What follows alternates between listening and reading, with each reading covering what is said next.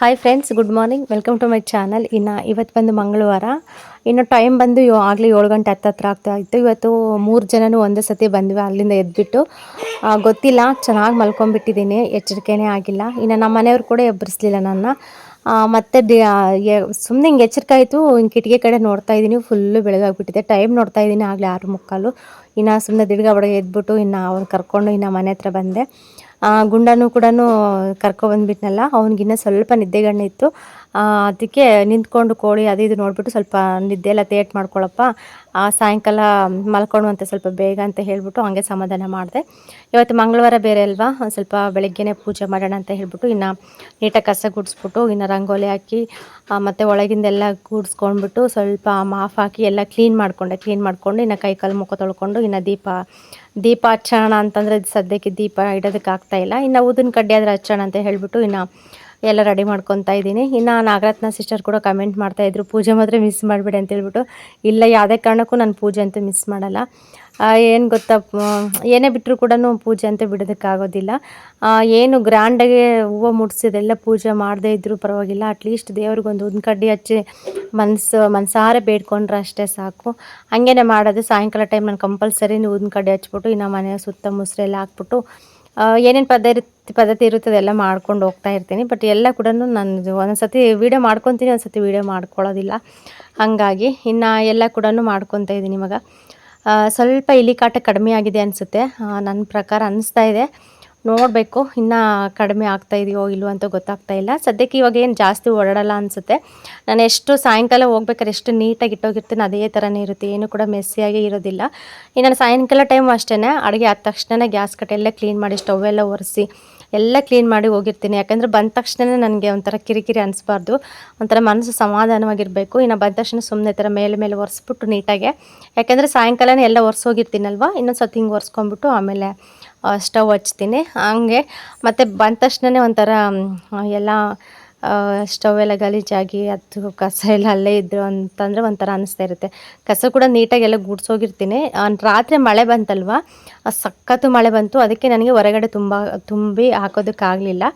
ಹಂಗಾಗಿ ಸ್ವಲ್ಪ ಹಂಗೆ ಈ ಕಸ ಇತ್ತು. ಇವತ್ತು ಸ್ವಲ್ಪ ಜಾಸ್ತಿ ಅನ್ನಿಸ್ತು, ಇನ್ನು ಅದಕ್ಕೋಸ್ಕರ ಇನ್ನು ನೋಡ್ತಾ ಇರ್ಬೋದು. ಎಲ್ಲ ಕೆಲಸ ಮುಗಿಸ್ಬಿಟ್ಟು ಇನ್ನು ಫ್ರೆಶ್ ಅಪ್ ಆಗಿ ಇನ್ನು ಸಿಂಪಲಾಗಿ ಪೂಜೆ ಕೂಡ ಆಯಿತು. ಇನ್ನು ಪೂಜೆ ಮಾಡಿಬಿಟ್ಟು ಇವತ್ತು ಮಂಗಳವಾರ ಅಲ್ವಾ, ಬೆಳಗ್ಗೆನೇ ಆಯಿತು.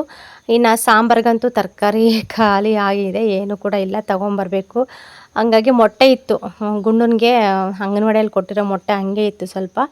ಮತ್ತು ಜಾಸ್ತಿ ದಿನ ಆದರೆ ಅದು ಕೂಡ ಕೊಳ್ತೋಗುತ್ತೆ ಸುಮ್ಮನೆ ಅಂತ ಹೇಳ್ಬಿಟ್ಟು, ಹೀಟಿಗೆ ಒಂಥರ ಅನಿಸ್ಬಿಡುತ್ತೆ ಅಂತ ಹೇಳ್ಬಿಟ್ಟು ಬೇಯಿಸ್ಬಿಟ್ಟು ಮೊಟ್ಟೆ ಗ್ರೇವಿ ಥರ ಮಾಡೋಣ ಅಂತ ಹೇಳಿ ರೆಡಿ ಮಾಡ್ಕೊಂಡಿದ್ದೀನಿ. ಸಾಂಬಾರು ಮಾಡೋಣ ಅಂತ ಆಸೆ ಇತ್ತು, ಬಟ್ ಕರೆಂಟ್ ಬರೋದೇ 9 ಗಂಟೆಗೆ. ಇನ್ನು 9 ಗಂಟೆವರೆಗೂ ವೆಯ್ಟ್ ಮಾಡಿದ್ರೆ ಆಗಲೇ ನನ್ನ ಮಗ ಸಿಗ್ನಲ್ ಕೊಡ್ತಾನೇ ಇರ್ತಾನೆ, ಹೊಟ್ಟೆ ಹಸು ಅಂತ ಹೇಳ್ಬಿಟ್ಟು. ಅವನಿಗೋಸ್ಕರನಾದರೂ ಬೇಗ ಮಾಡಬೇಕಾಗುತ್ತೆ. ಬೆಳಗ್ಗೆ ಟೈಮು ಬಂದ ತಕ್ಷಣ ಕೇಳ್ತಾ ಇರ್ತಾನೆ ಒಂದ್ಸತಿ, ನನಗೆ ಹೊಟ್ಟೆ ಹಸುವಾಗೈತೆ ಅಂತ ಹೇಳ್ಬಿಟ್ಟು. ಬಿಸ್ಕೆಟ್ ಆಗಲಿ ಬ್ರೆಡ್ ಆಗಲಿ ನಾನು ಏನು ಕೂಡ ತರಿಸೋದಿಲ್ಲ. ನಾನು ಜಾಸ್ತಿ ಅನ್ನೋದೇನು ತುಂಬ ದಿನನೇ ಆಯಿತು ಅನಿಸುತ್ತೆ ತರಿಸೇ ಇಲ್ಲ. ಏನಂದರೆ ಅವನು ಬೆಳಗ್ಗೆ ಟೈಮ್ ಏನಾರ ಬಿಸ್ಕೆಟು ಇಲ್ಲ ಬ್ರೆಡ್ ಏನಾದ್ರು ತಿಂದುಬಿಟ್ರೆ ಮತ್ತು ಊಟನೇ ಮಾಡಲ್ಲ ಸರಿಯಾಗಿ. ಏನೋ ಬಲವಂತಕ್ಕೆ 1-2 ತೂತು ತಿಂತಾನೆ, ಹಂಗೆ ಮತ್ತೆ ವಾಪಸ್ಸು ಸ್ಕೂಲ್ಗೆ ಹಂಗೆ ಹೋಗ್ತಾ ಇರ್ತಾನೆ. ಮತ್ತು ಅಲ್ಲಿ ಅವನ ಕೈಯಲ್ಲೇ ಊಟ ಮಾಡ್ತಾ ಇರ್ತಾನಲ್ವ, ಸರಿಯಾಗಿ ಊಟ ಮಾಡಲ್ಲ. ಅದೊಂದು ಪ್ರಾಬ್ಲಮ್ಮು. ಇಲ್ಲಿ ಮನೇಲಿ ಅಷ್ಟೇ ಬಲವಂತ ಮಾಡಿ ತಟ್ಟೆಯಲ್ಲಿ ಪ್ಲೇಟಲ್ಲಿ ಹಾಕ್ಕೊಟ್ರು ಕೂಡ ತಿನ್ನೋದಿಲ್ಲ. ನೀನೇ ತಿನ್ನಿಸು ಅಂತ ಹಠನೇ ಮಾಡ್ತಾ ಇರ್ತಾನೆ. ಇನ್ನು ಅವ್ನು ತಿನ್ನಲ್ಲ ಅಂತ ಗೊತ್ತಲ್ಲ, ಇನ್ನು ನಾನೇ ತಿನ್ನಿಸ್ಬೇಕಾಗುತ್ತೆ. ಈ ಥರ ಅಭ್ಯಾಸ ನೋಡಿ, ನಿಜವಾಗ್ಲೂ ಮನೇಲಿ ಫಸ್ಟ್ನೇ ಮಕ್ಕಳಿಗೆ, ದೊಡ್ಡ ಮಕ್ಕಳಿಗೆ ಇದೇ ಅಭ್ಯಾಸ ನೋಡಿ. ನನಗೆ ನಮ್ಮ ಚಿಕ್ಕಮ್ಮ ಚೆನ್ನಾಗಿ ಅಭ್ಯಾಸ ಮಾಡಿಸ್ಬಿಟ್ರಲ್ಲಿ. ಅವನು ಒಬ್ಬನು ಚಿಕ್ಕೋನು ಅಂತ ಹೇಳಿಬಿಟ್ಟು ತುತ್ತು ಮಾಡಿ ತಿನ್ನಿಸಿ ಪ್ರತಿಯೊಂದು ಅಷ್ಟು ನನ್ನ ಕೈಗಂತೂ ಏನೂ ಕೂಡ ಕೊಡ್ತಾ ಇರಲಿಲ್ಲ, ಅವರೇ ತಿನ್ನಿಸ್ತಾಯಿದ್ರು. ಹಂಗಾಗಿ ಸಖತ್ ಅಭ್ಯಾಸ ಆಗಿಬಿಟ್ಟಿದೆ ಅವನಿಗೆ. ಅವನಷ್ಟಕ್ಕೆ ಅವ್ನು ತಿನ್ನೋದಕ್ಕೆ ಬರೋದಿಲ್ಲ ಏನು. ಹೆಂಗೋ ಸದ್ಯ ಪುಣ್ಯ ಅಂಗನವಾಡಿಯಲ್ಲಾದರೂ ಸ್ವಲ್ಪ ನಿಧಾನಕ್ಕೆ ತಿಂತಾ ಇರ್ತಾನಂತೆ. ಮತ್ತೇನು ಮಾಡೋಕ್ಕಾಗುತ್ತೆ, ಅಷ್ಟಾದರೂ ಕಲ್ತ್ಕೊಂಡಿದ್ದಾನೆ ಬಿಡು ಅಂತ ಹೇಳ್ಬಿಟ್ಟು. ಏನು ಚಪಾತಿ ದೋಸೆ ಏನಾದರೂ ಆದಮೇಲೆ ಚಿಕ್ಕದಾಗಿ ಪೀಸ್ ಮಾಡಿಬಿಟ್ಟು ಚಿಕ್ಕ ಪ್ಲೇಟಿಗೆ ಹಾಕ್ಕೊಂಡ್ರೆ ಮಾತ್ರ ಹಿಂಗೆ ಸುಮ್ಮನೆ ತಿಂತಾ ಇರ್ತಾನೆ ಅಷ್ಟೇ. ಅದು ಬಿಟ್ರಂತೂ ಇನ್ನು ಮನೇಲಿ ಅವನು ಊಟನೇ ಮಾಡೋಲ್ಲ. ಮತ್ತು ಅಭ್ಯಾಸ ಮಾಡಿಸ್ಬೇಕು ಇನ್ನು ಸ್ವಲ್ಪ ದಿನ. ಆಮೇಲೆ ಅಲ್ಲಿಗೆ ಹೋದಾಗ, ನಾನು ಅಮ್ಮರ ಮನೆಗೆ ಹೋದಾಗ ಅವನು ಸ್ವಲ್ಪ ದಿನ ಇಲ್ಲೇ ಇರಬೇಕಾಗುತ್ತೆ. ಯಾಕೆಂದರೆ ಕಂಟಿನ್ಯೂ ಆಗಿ ರಜೆ ಹಾಕೋ ಹಾಗಿಲ್ಲ ಅಂತ ಹೇಳ್ತಾ ಇದ್ದಾರೆ.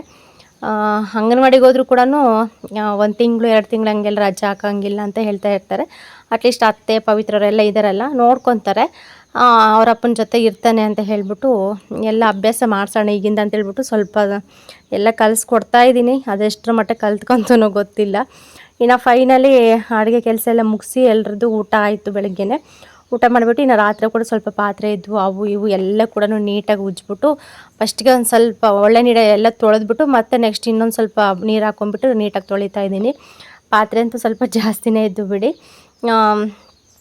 ತೊಳೆದ್ಬಿಟ್ಟು ಇನ್ನು ಅವನ್ನ ಆ ಕಡೆ ಕಳಿಸ್ತಾನೆ ಅಂತ ಹೇಳ್ಬಿಟ್ಟು ಇನ್ನು ರೆಡಿ ಮಾಡಿಬಿಟ್ಟು ಅವ್ರ ಪಪ್ಪ ಬಿಟ್ಟು ಬರ್ತೀನಿ ಅಂತ ಹೇಳ್ಬಿಟ್ಟು ಇನ್ನು ಹೊರಟಿದ್ದಾರೆ.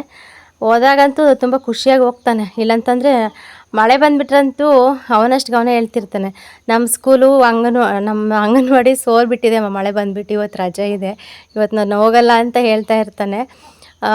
ಏನೋ ಒಂಥರ ಎಷ್ಟು ಚೆಂದ ಮಾತಾಡ್ತಾ ಇರ್ತಾನೆ, ಕೇಳೋದಕ್ಕೆ ಇದು. ಡೈರೆಕ್ಟಾಗಿ ಮಾತಾಡೋ ಅಂತ ಎಲ್ಲರೂ ಕೇಳ್ತಾ ಇರ್ತೀರಾ ಕಲ್ಯಾಣ್ ಜೊತೆ ಮಾತಾಡಿಸಿ ಅಂತ ಹೇಳ್ಬಿಟ್ಟು ಟ್ರೈ ಮಾಡ್ತೀನಿ. ಬಟ್ ಅವನು ಒಂದು ಸತಿ ಮಾತಾಡ್ತಾನೆ, ಒಂದು ಸತಿ ಮಾತಾಡೋದೇ ಇಲ್ಲ. ಇನ್ನು ಅದಕ್ಕೋಸ್ಕರ ನೆಕ್ಸ್ಟ್ ಯಾವಾಗಾದ್ರೂ ಒಂದು ಸತಿ ಚೆನ್ನಾಗಿ ಮಾತಾಡಿಸ್ಬೇಕಂತ ನನಗೂ ಆಸೆ ಇರಲಿ ಅಂತ ಹೇಳಿ ನೋಡೋಣ, ಮುಂದೆ ಮಾತಾಡಿದ್ರೆ ಮಾತಾಡ್ಸೋಣ. ಇನ್ನಂತೂ ಇಂತೂ ಹಿಂಗೆ ಸ್ವಲ್ಪ ಹಠ ಮಾಡ್ದಿರೋ ಥರ ಹೇಳ್ದೆ. ನೈಟ್ ಮಳೆ ಬಂತಲ್ಲ ಅಮ್ಮ, ಫುಲ್ಲು ಮಳೆ ಬಂದುಬಿಡ್ತಲ್ಲಮ್ಮ ರಾತ್ರಿ, ಅಂಗನವಾಡಿ ಸೋರೈತಮ್ಮ, ಇವತ್ತು ರಜೆ ಐತೆ ಅಂತ ಹೇಳ್ತಾ ಇದ್ದ.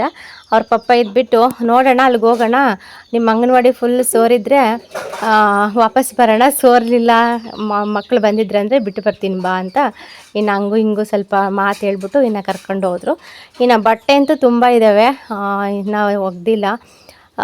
ಇವತ್ತು ಗುಂಡು ನೋವಾದರೂ ಒಗ್ದಾಕೊಂಡು ಅಟ್ಲೀಸ್ಟ್ ಬಿಸಿಲು ಸ್ವಲ್ಪ ಚೆನ್ನಾಗಿ ಬರ್ತಾಯಿದೆ ಅಂತ ಹೇಳಿಬಿಟ್ಟು ಗುಂಡಿನ ಬಟ್ಟೆ ಒಂದು ನೆನೆಸಿ ಒಗ್ದೆ ಅಷ್ಟೇ, ಒಗೆದು ಜಾಸ್ತಿ. ಇನ್ನು ನನ್ನ ಬಟ್ಟೆ ನಮ್ಮ ಮನೆಯವರ ಬಟ್ಟೆ ಕೂಡ ಹಂಗೆ ಎತ್ತಿಟ್ಟಿದ್ದೀನಿ, ಅವು ಕೂಡ ದಿನ ಇಷ್ಟಿಷ್ಟು ಒಗೆಯೋಣ ಅಂತ ಹೇಳಿ. ಇವತ್ತು ಗುಂಡಿನ ಬಟ್ಟೆ ಅಷ್ಟೇ ಚಿಕ್ಕ ಬಟ್ಟೆ ಒಗ್ದಿದ್ದೆ. ನನಗೆ ಸೈಡಲ್ಲಿ ಯಾಕೋ ಒಂಥರ ಕೂತ್ಕೊಂಡೇ ಒಗ್ದ್ಬಿಟ್ನ, ಒಂಥರ ಹೊಟ್ಟೆಲಿ ಯಾಕೋ ಒಂಥರ ಚುಚ್ಚೋ ಥರ ಆಗ್ತಾಯಿತ್ತು. ಮಧ್ಯಾಹ್ನದಿಂದ ಹಿಡ್ಬಿಟ್ಟು ಸಾಯಂಕಾಲದವರೆಗೂ ಕೂಡ ನನಗೆ ಅದು ವಾಸಿನೇ ಆಗಲಿಲ್ಲ. ನನಗೆ ಒಂದು ಸತಿ ಭಯ ಅನ್ನಿಸ್ತು, ಯಾಕೆ ಈ ಥರ ಆಗ್ತಾಯಿದೆ ಅಂತ ಹೇಳ್ಬಿಟ್ಟು. ಆಮೇಲೆ ಸರಿ ಹೋಯಿತು ಹಂಗೆ. ಎಲ್ಲ ಕೂಡ ಒಂದೇ ಸತಿ ಮಾಡ್ಕೊಳ್ಳೋದು ಬೇಡ, ಇನ್ನೇನು ಮನೇಲೇ ಇರ್ತೀವಲ್ವ, ಇನ್ನೂ ಎಲ್ಲೂ ಹೋಗೋದಿಲ್ಲ, ಸ್ವಲ್ಪ ಒಕ್ಕೊಳ್ಳೋಣ ಅಂತ ಹೇಳಿ ಇನ್ನು ನಾನು ಸುಮ್ಮನೆ ಎತ್ತಿಟ್ಬಿಟ್ಟೆ ಬಟ್ಟೆ ಕೂಡ. ಇನ್ನು ಇವತ್ತು ಬಂದುಬಿಟ್ಟು ಮತ್ತೆ ಅಂಗನವಾಡಿ ಹತ್ರ ಹೋಗಬೇಕು. ನೆನ್ನೆ ಕೂಡ ಹೋಗಿದ್ನಲ್ವ, ಅವರು ಮತ್ತೆ ನಾಳೆ ಬರಬೇಕಂತ ಹೇಳಿದರು, ಅದಕ್ಕೆ ಇವತ್ತು ಹೋಗಬೇಕು.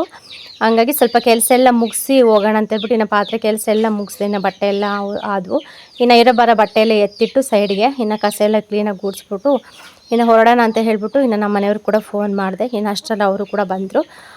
ಇದೇನಂತಂದರೆ ವಿಡಿಯೋ ಕ್ಯಾಪ್ಚರ್ ಮಾಡ್ತೀವಲ್ವ, ನಾವು ಯಾವ ಬಟ್ಟೆ ಹಾಕ್ಕೊಂಡಿರ್ತೀವೋ ಅದೇ ಬಟ್ಟೆನೇ ಹಾಕ್ಕೋಬೇಕು. ಮತ್ತು ಈ ಥರ ವೇಲ್ ಹಾಕ್ಕೊಂಡಿದ್ರೆ ವೇಲ್ ಹಾಕ್ಕೊಂಡೆ ಫೋಟೋ ತೆಗೆಸ್ಕೋಬೇಕಾಗುತ್ತೆ, ಹಂಗಾದರೆ ಮಾತ್ರ ಅದು ತೊಗೊಳುತ್ತೆ. ಅಟ್ಲೀಸ್ಟ್ ನಾವು ಡ್ರೆಸ್ ಚೇಂಜ್ ಮಾಡ್ತೀವಲ್ಲ, ಮತ್ತು ಬೇರೆ ಡ್ರೆಸ್ ನಾವು ಹಾಕಿದ್ರಂತೂ ಅದು ಬೇಗ ತೊಗೊಳ್ಳೋದೇ ಇಲ್ಲ, ಜಪ್ಪಯ್ಯ ಅಂದ್ರೂ ತೊಗೊಳ್ಳೋದಿಲ್ಲ, ಏನೇನು ಬರ್ತಾವೆ ಅನ್ನೋದೇ ಅರ್ಥ ಆಗೋದಿಲ್ಲ ನಿಜವಾಗ್ಲೂ. ಅದಕ್ಕೆ ಅವರು ಬಂದುಬಿಟ್ಟು ಇದೇ ಡ್ರೆಸ್ಸಲ್ಲೇ ಬಾ ಅಂತ ಹೇಳಿದ್ರಿ. ನಾನು ನೈಟಿಯಲ್ಲೇ ಹೋಗಿದ್ನಲ್ವ, ಮತ್ತು ಅದೇ ಅದರಲ್ಲೇ ಹೋಗ್ಬಿಟ್ಟು ಇನ್ನು ಅಲ್ಲಿ ಬೇಗನೆ ಆಯಿತು, ಮುಗಿಸ್ಕೊಂಡು ಸೀದಾ ಮನೆ ಹತ್ರ ಹೋದೆ, ಅತ್ತೆ ಮನೆ ಹತ್ರ. ತುಂಬ ದಿನ ಆಯಿತು, ಎಷ್ಟು ದಿನ ಆಯಿತು ಗೊತ್ತಾ, ತುಂಬ ಮಿಸ್ ಮಾಡ್ಕೊಬಿಟ್ಟೆ. ಪವಿತ್ರನೇ ಮಿಸ್ ಮಾಡಿಕೊಂಡೆ, ಯೋಷಿತನ ಎಲ್ಲರನ್ನೂ ಕೂಡ ಮಿಸ್ ಮಾಡಿಕೊಂಡೆ. ಇನ್ನು ಹೋದೆ, ಅತ್ತೆ ಇರಲಿಲ್ಲ, ಅತ್ತೆ ದುರ್ಗಕ್ಕೆ ಹೋಗಿದ್ದಾರಂತೆ, ಗೊತ್ತಿರಲಿಲ್ಲ ಅತ್ತೆ ಊರಿಗೆ ಹೋಗಿರೋದು. ಇನ್ನು ಹೋದೆ, ಇರ್ತಾರೆ ಮಾತಾಡ್ಸ್ಕೊಂಡು ಹೋಗೋಣ, ತುಂಬ ದಿನ ಆಯ್ತು ಅಂತೇಳ್ಬಿಟ್ಟು ನಾನು ಹೋದೆ. ಇನ್ನು ಯೋಷಿತ ಕೂಡ ಅವಾಗ ತಾನೇ ಜಸ್ಟ್ ಜೋಲಿಯಲ್ಲಿ ಮಲ್ಕೊಂಡಿದ್ಲು. ಮಲ್ಕೊಂಡ ತಕ್ಷಣ ಎದ್ದ ತಕ್ಷಣ ನನಗೆ ಎತ್ಕೊಳ್ಳೋಣ ಅಂತ ಆಸೆ, ಅವಳಿಗೆ ಸಡನ್ನಾಗಿ ಶಾಕು. ಏನು ಗೊತ್ತಾ, ತುಂಬ ದಿನ ಗ್ಯಾಪ್ ಆಗಿಬಿಟ್ರೆ ಮಕ್ಳು ಹಂಗೆ ಅಲ್ವ, ಒಂದು ಸ್ವಲ್ಪ ಹೊತ್ತು ಮುಖ ನೋಡ್ತಾ ಇರ್ತಾರೆ. ತುಂಬ ದಿನ ಆಯಿತು ಅದಕ್ಕೋಸ್ಕರ. ಇನ್ನು ಪವಿತ್ರ ಬಂದುಬಿಟ್ಟು ಬೀಡಿ ಸುತ್ತಾ ಇದ್ಲು. ಜೀವನ ತುಂಬ ಪಾಠ ಕಲಿಸುತ್ತೆ ನಿಜವಾಗ್ಲೂ. ಮದುವೆ ಆಗೋಕ್ಕಿಂತ ಮುಂಚೆ ಹೆಂಗೆಂಗೋ ನಡೆದೋಗುತ್ತೆ ಬಿಡಿ. ಮದುವೆ ಆದಮೇಲೆ ಎಷ್ಟು ಜವಾಬ್ದಾರಿ ಅಂದರೆ ಸಿಕ್ಕಾಪಟ್ಟೆ ಜವಾಬ್ದಾರಿ. ಅದು ಮಕ್ಕಳಾದ್ಮೇಲಂತೂ ನಮಗೆ ಅವ್ರನ್ನ ದೊಡ್ಡವರಾಗಿ ಅವ್ರನ್ನೊಂದು ಸ್ಥಾನಕ್ಕೆ ಸೇರಿಸಿ ಅವ್ರಿಗೊಂದು ಲೈಫ್ ಸೆಟ್ಲ್ ಮಾಡೋವರೆಗೂ ಫುಲ್ಲು ಟೆನ್ಷನು, ಯೋಚನೆ, ಏನು ಮಾಡೋಣ, ಏನು ಬಿಡೋಣ, ಮುಂದೆ ಜೀವನ ಏನು, ನಾಳೆ ಏನು, ಇವತ್ತೇನು ಅನ್ನೋದು ಜಂಜಾಟದಲ್ಲೇ ಜೀವನ ಸಾಗ್ತಾ ಇರುತ್ತೆ ನಿಜವಾಗ್ಲೂ. ಮಿಡಲ್ ಕ್ಲಾಸ್ ಫ್ಯಾಮಿಲಿ ಜೀವನ ತುಂಬ ಕಷ್ಟ. ಇವಾಗ ನೋಡಿ ಮನೆಯೆಲ್ಲ ರೆಡಿ ಮಾಡಿಸ್ತಾ ಇದ್ದಾರಲ್ವ, ಅದಕ್ಕೆ ಕೂತ್ಕೊಂಡು ಏನು ಮಾಡೋಣ ಅಂತ ಹೇಳಿಬಿಟ್ಟು ಪವಿತ್ರ ಕೂಡ ಎಲೆ ತೊಗೊಂಡ್ಬಿಟ್ಟು ಬೀಡಿ ಸುತ್ತಾ ಇದ್ದಾಳೆ. ಅಂದ್ಕೊಂಡೆ ತುಂಬ ಕಷ್ಟ ಅಲ್ವಾ ಅಂತ ಹೇಳ್ಬಿಟ್ಟು. ನಿಜಾನೇ. ಇವು ಬಂದುಬಿಟ್ಟು ಪಟ್ಲಿ ಮರಿ ನೋಡ್ತಾ ಇರ್ಬೋದು, ಫುಲ್ಲು ಕೂದಲೆಲ್ಲ ಕಟ್ ಮಾಡಿಸಿದ್ದಾರೆ, ಆದರೂ ಕೂಡ ಚೆನ್ನಾಗಿದೆ ದೊಡ್ಡದಾಗೆ. ನಮ್ಮ ಗೌರಿನೂ ಅಷ್ಟೇ, ತುಂಬ ದಿನ ಆಯಿತು ನೋಡಿಬಿಟ್ಟು ಹಂಗೆ ಸ್ವಲ್ಪ ವೀಡಿಯೋ ಮಾಡಿಕೊಂಡೆ. ಪಟ್ಲಿ ಮರಿ ಇದು ಇನ್ನೊಂದು ತಿಂಗಳಿರ್ತಾವೆ ಅಷ್ಟೇ, ಆಗಸ್ಟ್ಗೆ ಇನ್ನೇನು ಹೋಗ್ತವೆ ಅಂದರೆ ನಮ್ಮ ದನ ತಲೆ ಕೂದಲಿಗೆ ಅಂತಲೇ ಬಿಟ್ಟಿರೋದು ದೇವರಿಗೆ. ಇನ್ನು ಬೇಟೆ ಕಡಿತಾರೆ, ಹಾಗಾಗಿ ಇನ್ನೊಂದು ತಿಂಗಳು ಚೆನ್ನಾಗಿ ಮೇಯಿಸಿದ್ರೆ ಇನ್ನೂ ಚೆನ್ನಾಗಿರ್ತವೆ. ತಂದಾಗ ಇಷ್ಟಿಷ್ಟೇ ಇದ್ದು ಎಷ್ಟು ಬೇಗ ದೊಡ್ಡವಾಗಿದೆ ನೋಡಿ. ಇನ್ನು ಫೈನಲಿ ಎಲ್ಲ ಸುತ್ತಬಿಟ್ಟು ಕಟ್ಟೆಲ್ಲ ಕಟ್ಬಿಟ್ಟು ಇನ್ನು ಕೌಂಟಿಂಗ್ ಮಾಡಿ ಇವಾಗ ಇದ್ದಾಳೆ. ಇನ್ನು 2,000 ಬಿಡಿಗೆ 2 ಕಟ್ಟು ಕಮ್ಮಿ ಇದೆ ಅಕ್ಕ ಅಂತ ಇದ್ಲು. ಇನ್ನು ಅಷ್ಟರಲ್ಲಿ ಇನ್ನೊಂದು ಸರ್ತಿ ಕಟ್ ಮಾಡ್ಕೊಂಡು ಸುತ್ತಬೇಕಲ್ಲ. ಇದಂತೂ ತುಂಬ ಕೆಲಸ ಇರುತ್ತೆ ಬಿಡಿ, ಸಿಕ್ಕಾಪಟ್ಟೆ ಕೆಲಸ ಇದು ಬಿಡಿದು. ಇನ್ನು ನಮ್ಮ ಯೋಷಿತ ಬಂದುಬಿಟ್ಟು ಕರ್ಜಿಕಾಯಿ ತಿಂದು ನೀರು ಕುಡಿತಾ ಇದ್ದಾಳೆ. ತೊಗೊಂಡೋಗಿದ್ದೆ ಮೊನ್ನೆ ನಾನು ಚಿಕ್ಕಮ್ಮ ಮಾಡಿ ಕಳಿಸಿದ್ರಲ್ವ, ಮನೇಲಿದ್ದು ತಿಂತಾರೆ ಮಕ್ಳು ಅಂತ ಹೇಳಿಬಿಟ್ಟು ಒಂದು ಕವರಲ್ಲಿ ಹಾಕ್ಕೊಂಡು ತಗೊಂಡೋಗಿದ್ದೆ. ಇನ್ನು ಅವಾಗ ತಾನೇ ಎದ್ದಿದ್ಲಲ್ವ, ಇನ್ನು ಕೊಟ್ಟೆ. ಇನ್ನು ಆರಾಮಾಗಿ ತಿಂತಾ ಇದ್ದಾಳೆ. ಆಮೇಲೆ ನೋಡ್ತಾ ಇದ್ಲು. ಇನ್ನು ನೋಡಿ ಸ್ವಲ್ಪ ಹೊತ್ತು ಮಾತಾಡಿಸಿ ಇನ್ನು ಫೈನಲಿ ನಾನು, ನಮ್ಮ ಚಿಕ್ಕಮ್ಮ ಮತ್ತು ಪವಿತ್ರ, ಯೋಷಿತ 4 ಜನನೂ ಮನೆ ಹತ್ರ ಹೋಗ್ತಾಯಿದ್ವಿ. ನಾನು ಓದ್ ಬ್ಲಾಗಲ್ಲಿ ಹೇಳಿದ್ನಲ್ವ ಮನೆ ರೆಡಿ ಮಾಡಿಸ್ತಾ ಇದ್ದಾರೆ ಅಂತ ಹೇಳಿಬಿಟ್ಟು, ಅದನ್ನು ನೋಡೋದಕ್ಕಂತೂ ಹೋಗ್ತಾಯಿದ್ದೀನಿ. ತುಂಬ ದಿನ ಆಗಿತ್ತು ಹೋಗೇ ಇರಲಿಲ್ಲ ನಾನು, ಹಂಗಾಗಿ ಹಂಗೆ ನೋಡಿಕೊಂಡು ಹೋಗೋಣ ಅಂತ ಹೇಳಿ ನಮ್ಮ ಮನೆಯವ್ರನ್ನ ಸ್ವಲ್ಪ ಹೊತ್ತು ವೇಟ್ ಮಾಡಿ ಅಂತ ಹೇಳಿ ಇವಾಗ ಇವ್ರ ಜೊತೆ ಸ್ವಲ್ಪ ಟೈಮ್ ಸ್ಪೆಂಡ್ ಮಾಡಿದೆ. ನನಗಿನ್ನ ಸಂಜೆವರೆಗಾದ್ರೂ ಇರಬೇಕು, ಚೆನ್ನಾಗಿ ಮಾತಾಡಬೇಕು ಅಂತ ಆಸೆ ಇತ್ತು. ಬಟ್ ನಮ್ಮ ಮನೆಯವ್ರು ಬೇಗನೆ ಕರ್ಕೊಬಂದ್ಬಿಟ್ರು. ಅಟ್ಲೀಸ್ಟ್ ಒಂದು ಗಂಟೆ ಸಮೇತ ನಂಗೆ ಅಲ್ಲಿ ಟೈಮ್ ಕಳೀಲಿಲ್ಲ. ಇನ್ನು ಹೋಗಿದ್ದು ತಡ ಇಲ್ಲ, ಇನ್ನು ಅಲ್ಲಿಂದ ಮನೆ ಹತ್ರ ಮತ್ತು ಈ ಕಡೆ ಮನೆ ಹತ್ರ ಬಂದಿದ್ದು ತಡ ಇಲ್ಲ, ಹಂಗಾಯಿತು. ಇದೆ ನೋಡಿ ಮನೆ. ಇದು ಬಂದುಬಿಟ್ಟು ಕೂಡ ಸುಮಾರು ವರ್ಷ ಆಗಿದೆ. ಇದೆಲ್ಲ ಹೊರಗಡೆ ಮರಳು ಗರಿ ಎಲ್ಲ ಹಾಕಿದಾರಲ್ವ, ಅದೆಲ್ಲ ಪಕ್ಕದ ಮನೆಯವ್ರದ್ದಂತ. ಅವ್ರು ಚಪ್ರ ಹಾಕೋದಕ್ಕೆಲ್ಲ ಗರಿಯೆಲ್ಲ ಈ ಕಡೆ ನಮ್ಮ ಮನೆ ಹತ್ರ ಹಾಕ್ಕೊಂಡಿದ್ದಾರೆ. ಇಲ್ಲಿ ನೋಡ್ತಾ ಇರ್ಬೋದು, ಇದ್ರದಿಂದ ತುಂಬ ಕೆಲಸ ಇದೆ ಬಿಡಿ. ಇನ್ನು ಮುಂದಕ್ಕೆ ಶೀಟ್ ಹಾಕ್ಸ್ತಾರೆ ಇಲ್ಲ ಚಪ್ರ ಹಾಕ್ಸ್ತಾರೋ ಗೊತ್ತಿಲ್ಲ. ಫೈನಲಿ ಇನ್ನೊಂದು ತಿಂಗಳೊಳಗಡೆ ಇನ್ನು ಪವಿತ್ರ ಅವರು ಇದೇ ಮನೆಯಲ್ಲೇ ಉಳ್ಕೊಳ್ತಾರೆ. ಪವಿತ್ರ ಅತ್ತೆ ಮಾವ ಎಲ್ಲರೂ ಕೂಡ ಇದೇ ಮನೆಯಲ್ಲೇ ಇರ್ತಾರೆ. ನೆಕ್ಸ್ಟು ಇದು ಬಂದುಬಿಟ್ಟು ಇನ್ನೇನು ಒಂದು 20 ವರ್ಷದ ಹತ್ತತ್ರ ಆಯಿತು ಅನಿಸುತ್ತೆ ಈ ಮನೆ ಕೂಡ ಕಟ್ಟಿಸಿ. ಒಂದು 16-17 ವರ್ಷ ಆಯಿತು ಅನಿಸುತ್ತೆ. ಫುಲ್ಲು ಕಲ್ಲಿನ ಗೋಡೆ ಇದು, ಬರೀ ಸೈಜ್ ಕಲ್ಲಲ್ಲೇ ಕಟ್ಟಿರೋದು. ಆ ಥರ ಇತ್ತು ಗೋಡೆ. ಕಟ್ಟಿಸ್ಬಿಟ್ಟು ಒಂದು ಶೀಟ್ ಹಾಕ್ಬಿಟ್ಟು ಬಿಟ್ಬಿಟ್ರು ಕೈ. ಮತ್ತೆ ಮುಂದಕ್ಕೆ ಅವ್ರು ಏನು ಕೂಡ ಕೆಲಸ ಮಾಡಿಸಿರ್ಲಿಲ್ಲ, ಸುಮ್ಮನೆ ಇದು ಕೂಡ ಅಷ್ಟೇ ಆಳು ಬಿದ್ದುಬಿಟ್ಟಿತ್ತು. ಹೆಂಗಿತ್ತು ಅಂದರೆ ನಾನು ವೀಡಿಯೋ ಮಾಡ್ಕೋಬೇಕಿತ್ತು, ಮಾಡ್ಕೊಳ್ಲಿಲ್ಲ. ಅಂಥ ಮನೆನ ಈ ಮಟ್ಟಕ್ಕೆ ಮಾಡಿಸಿದ್ದಾರೆ ಅಂದರೆ ತುಂಬ ಗ್ರೇಟು. ಮೇಲೆ ಶೀಟೆಲ್ಲ ಒಡೆದೋಗಿ ಫುಲ್ಲು ನೋಡೋಕ್ಕೆ ಆಗ್ತಾ ಇರಲಿಲ್ಲ, ಆ ಥರ ಇತ್ತು ಈ ಮನೇನ. ಅದೇ ಹೇಳಿದ್ನಲ್ವ, ಸಂಘದಲ್ಲಿ ಸ್ವಲ್ಪ ಸಾಲ ಎಲ್ಲ ತೊಗೊಂಡ್ಬಿಟ್ಟು ಇವಾಗ ಇದನ್ನು ರೆಡಿ ಮಾಡಿಸ್ತಾ ಇದ್ದಾರೆ ಅಂತ ಹೇಳಿಬಿಟ್ಟು. ಆ ಮನೆ ಜೋರಾಗಿ ಮಳೆ ಬಂದ್ರಂತೂ ಯಾವ ಟೈಮಲ್ಲಿ ಬಿದ್ದೋಗುತ್ತೋ ಗೊತ್ತಿಲ್ಲ. ಹಂಗಾಗಿ ಏನಾದರೂ ಒಂದು ಮಾಡೋಣ, ಮಕ್ಕಳು ಬೇರೆ ಇದ್ದಾರೆ ಅಂತ ಹೇಳಿಬಿಟ್ಟು ಇನ್ನು ತೊಗೊಂಡ್ಬಿಟ್ಟು ಮಾಡಿಸಿದ್ದಾರೆ. ತುಂಬ ಚೆನ್ನಾಗಿದೆ. ಎಲ್ಲನೂ ಫುಲ್ಲು ಚೇಂಜ್ ಮಾಡಿಸ್ಬಿಟ್ಟಿದ್ದಾರೆ. ಇದು ಚೇಂಜ್ ಮಾಡಿಸೋದಕ್ಕಿಂತ ಒಂದು ಹೊಸ ಮನೆಯೇ ಕಟ್ಸ್ಬೋದಾಗಿತ್ತು, ಅಷ್ಟು ಇದು ದುಡ್ಡು ತೊಗೊಂಡಿದೆ. ಸಿಮೆಂಟ್ ಅಂತೂ ಸಖತ್ತು ತೊಗೊಂಡ್ಬಿಟ್ಟಿದೆ ಬಿಡಿ. ಇಟ್ಟಿಗೆಗೂ ಮತ್ತು ಕಲ್ಲಿಗೂ ತುಂಬ ವ್ಯತ್ಯಾಸ ಇರುತ್ತೆ. ಎಲ್ಲ ಕಲ್ಲಿಂದ ಕಟ್ಸಿದ್ರಲ್ಲ, ಅದಕ್ಕೆ ಸಿಮೆಂಟ್ ಸಿಕ್ಕಾಪಟ್ಟೆ ಸಿಮೆಂಟ್ ಎಳ್ಕೊಂಡ್ಬಿಟ್ಟಿದೆ. ಬರೀ ಹಾಲಲ್ಲೇ ಎಷ್ಟು 15 ಚೀಲ ಏನೋ ಸಿಮೆಂಟ್ ಎಳ್ಕೊಂಡಿದ್ದೀನಿ. 2 ರೂಮು ಅದಕ್ಕೆಲ್ಲ ಕೂಡ ಎಷ್ಟಾಗಿರ್ಬೋದು ಹೇಳಿ. ಫೈನಲಿ ಶೀಟೆಲ್ಲ ತೆಗೆದು ಹೊಸ ಶೀಟ್ ಹಾಕ್ಸಿ, ಮತ್ತು ಅದು ಕಬ್ಬಣದ ಇದಿರುತ್ತಲ್ಲ ಅದೆಲ್ಲ ಕೂಡ ತೆಗೆಸಿ ಅದೆಲ್ಲ ಹೊಸ್ದಾಕ್ಸಿ ಇಷ್ಟು ಮಾಡ್ಕೊಂಡಿದ್ದಾರೆ. ತುಂಬ ಚೆನ್ನಾಗಿದೆ, ಸಿಂಪಲ್ಲಾಗಿದೆ, ಆರಾಮಾಗಿರ್ಬೋದು ಫ್ಯಾಮಿಲಿ. ಒಂದು ಚಿಕ್ಕದ ರೂಮು, ಒಂದು ಚಿಕ್ಕದ ಅಡುಗೆ ಮನೆ, ಒಂದು ಸ್ವಲ್ಪ ಮೀಡಿಯಮ್ ಸೈಜು ಹಾಲು ಇದೆ, ಚೆನ್ನಾಗಿದೆ.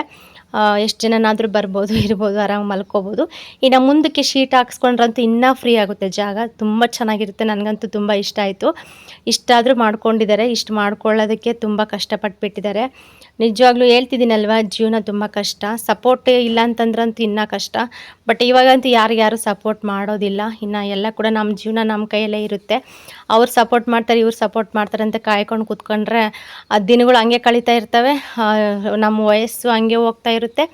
ಎಲ್ಲ ಕೂಡ ಅದು ಅಂದರೆ ಕಳೀತಾನೇ ಇರುತ್ತೆ, ಏನು ಕೂಡ ಮತ್ತೆ ವಾಪಸ್ ಬರೋದಿಲ್ಲ. ಹಾಗಾಗಿ ಯಾವುದೇ ಆಗಲಿ, ಯಾರೇ ಕೆಲಸ ಆಗಲಿ, ಯಾರ ಮೇಲೆ ಕೂಡ ಡಿಪೆಂಡ್ ಆಗದೆ ಇರೋ ಹಾಗೆ, ಗಂಡ ಹೆಂಡ್ತಿ ಅಂತ ಅಂದಮೇಲೆ ಆ ಗಂಡ ಹೆಂಡ್ತಿಗೆ, ಹೆಂಡ್ತಿ ಗಂಡನಿಗೆ, ಅವ್ರ ಫ್ಯಾಮಿಲಿ ಅಂತಂದಮೇಲೆ ಅವ್ರ ಫ್ಯಾಮಿಲಿಗೆ ಅಷ್ಟೇ ಸಪೋರ್ಟು, ಯಾರೂ ಆಗೋದಿಲ್ಲ.